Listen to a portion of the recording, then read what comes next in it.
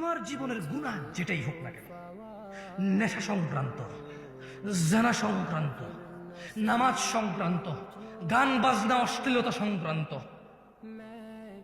তুমি যদি আজকে থামো, যদি দৃঢ় পরিকল্পনা করো যে না যা হয়েছে হয়েছে খালাস, যদি আমি মারা যাই তাহলে আমার সর্বনাশ হয়ে যাবে, যদি আমি মারা যাই আমার সর্বনাশ হয়ে যাবে, আমি বরং থামি, মাপ চাই, কিছু ভালো কাজ করি আর বলবো ইয়া আল্লাহ আমি থামছি তোমার ভয়, আমার চাইতে তুমি ভালো জানো, সো আমি তোমার প্রতি ঈমান আনছি, এবার আমার গুনাহকে নেকিতে পরিবর্তন করো ইয়া আল্লাহ। আকুলু কওলি হাযা ওয়াস্তাগফিরুল্লাহ লি ওয়া লিসাইরিল মুমিনিনা ওয়াল মুমিনাত ফাস্তাগফিরু ইন্নাহু হুয়াল গফুরুর রহিম। আমি আল্লাহর কাছে আমার জন্য ক্ষমা চাই, আপনাদের জন্য ক্ষমা চাই।